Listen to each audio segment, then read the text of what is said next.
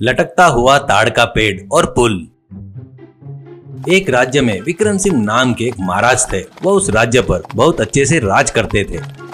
उसी राज्य में एक गांव में विश्वनाथ नाम का एक आदमी रहता है। वह बहुत ही नेक आदमी था। अगर किसी को जरूरत होती और उसे मदद करनी होती तो वो अपने बारे में ना सोचते हुए उनकी मदद करता था।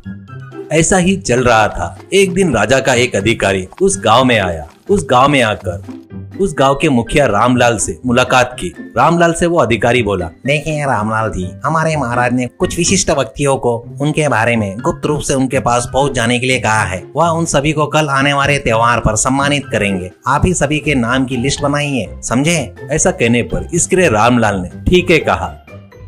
उसके बाद रामलाल ने अपने अनुसार कुछ नाम और सभी को इकट्ठा किया। उसमें एक कवि, एक शिल्पी, कुछ विषय और उनके साथ सबकी मदद करने वाले विश्वनाथ का भी नाम लिस्ट में शामिल कर दिया। उस लिस्ट के बाद वह लिस्ट लेकर राजा के दरबार में मौजूद कुछ लोगों को सौंप दिया। उसके बाद एक दिन गांव में आने के बाद रामलाल ने उन लोगों को बुलाया और कहा, आप सबको राजा के त्योहार के दिन आने के लिए कहा गया है, आपको जरूर जाना चाहिए। यह कहकर उसने सभी को बताया। इस पर सभी ने ठीक है कहा। लेकिन मन ही मन में विश्वनाथ ने सोचा, ये सब लोग किसी न किसी कला में निपुण है और मैं तो कोई प्रसिद्ध व्यक्ति भी नहीं हूँ, मुझे क्यों बुलाया? कहीं मेरी वजह से हमारा गांव अपमानित ना हो पड़े। ऐसा सोचकर फिर उसने अपने मन में शंका व्यक्त की। वो जानकर रामलाल ने कहा, देखो विश्वनाथ, मैं किसी को ऐसे ही नहीं भेजता हूँ, इसके पीछे कई कारण होते हैं। तुम बिना कुछ सोचे तुम भी उन पांचों के साथ त्योहार के दिन निकल जाओ, समझे ना? ऐसा कहते ही इस पर विश्वनाथ ने उनकी बात मान ली और ठीक है कहा।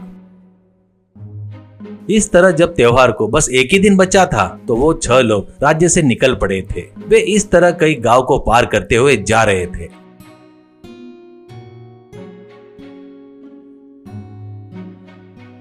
जब वे कुछ दूर गए तो उन्हें लगा कि अब राजधानी बस आने ही वाली है। तब उन्हें एक मार्ग दिखाई दिया। उस मार्ग पर एक कटा हुआ ताड़ का पेड़ था।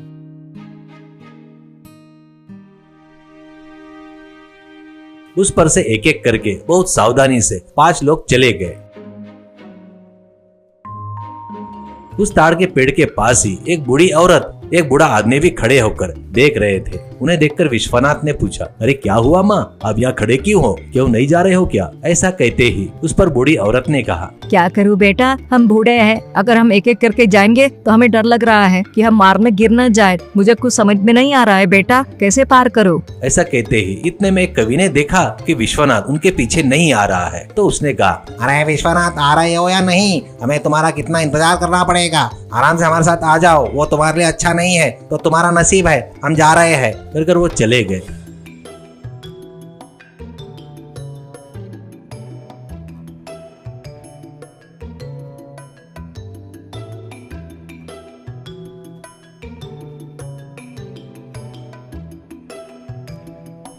विश्वनाथ को उन बूढ़े लोगों को छोड़कर जाना ऐसा ठीक नहीं लगा था। कुछ देर उसने अच्छे से सोचा और ताड़ के पेड़ के पास आ गया। उसके बाद वह अकेला पास के जंगल में गया और कुछ लकड़ियां और कुछ जड़ें लेकर आया। उसने उन जड़ों को एक रस्से की तरह बांध दिया और ताड़ के तने को इस तरफ से उस तरफ 2 लकड़ियां गाड़कर उसे रस्सी को बांध दिया। अब विश्वनाथ ने उन बूढ़े लोगों से कहा, अरे माँ, दादाजी, अब आपको इनसे डरने की जरूरत नहीं है। वो देखिए, उस रस्सी को पकड़कर आराम से उस ताड़ के तने को बिना डरे पार कर सकते हो। मुझे पहले ही बहुत देरी हो चुकी है, मेरे दोस्त बहुत दूर चले गए होंगे, मुझे क्षमा कीजिए। ऐसा कहा।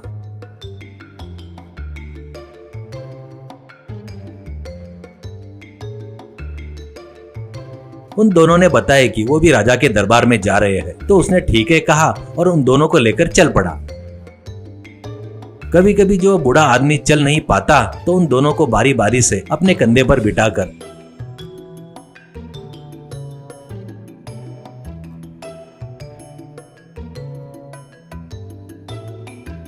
राजा के दरबार के पास पहुंचता है।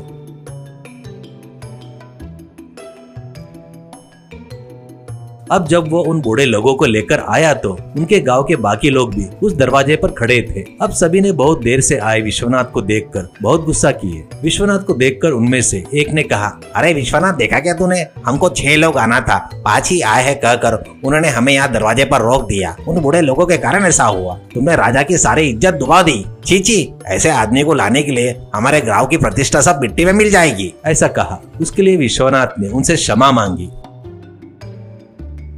इसके बाद 6 लोग आए, इसलिए उन्हें अंदर भेज दिया गया। उन्हें देखकर मंत्री ने पूछा, देरी क्यों हुई? इस पर वहाँ आए उन बूढ़े लोगों ने बताया कि रास्ते में आते समय ताड़ के तने और उससे जुड़ी क्या क्या घटनाएं हुई, वो विश्वनाथ ने उनकी कैसे मदद की, यह सब बताया। यह सुनकर मंत्री ने बाकी 5 से कहा, अरे लोगों, इसे बनाने में सिर्फ विश्वनाथ को 3-4 घंटे लगे। अगर आप सब मदद करते तो आधे घंटे में हो जाता था। आपको इतनी देर बाहर खड़ा रहने की जरूरत नहीं पड़ती थी। चलो, जो होना था तो हो गया। ऐसा कहकर उन्हें दावत के लिए ले गया।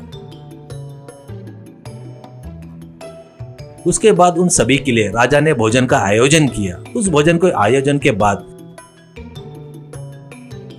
सभी की प्रतिभा के अनुसार राजा के दरबार की तरफ से परीक्षाएं रखी गई। उनमें से कुछ सफल हुए, कुछ असफल रहे।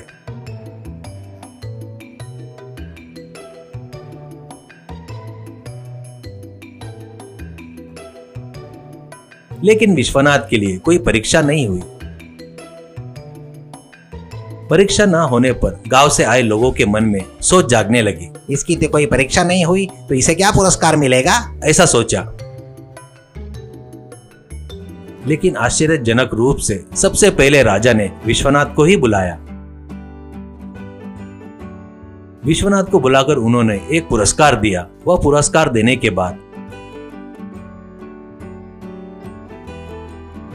मंत्री ने सभी से कहा, ये इनका इनाम है। इनका ही नाम विश्वनाथ है। बहुत अच्छे आदमी है, परोपकारी है। अगर अपने पास वाला आदमी मुश्किल में होता तो वह बर्दाश्त नहीं कर पाते।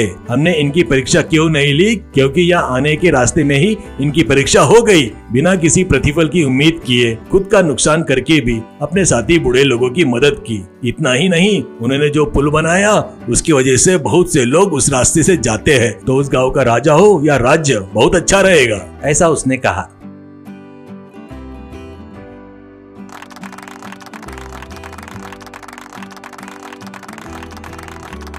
गांव से उसके साथ आए बाकी 5 ने अपनी गलती के लिए सिर झुका लिया।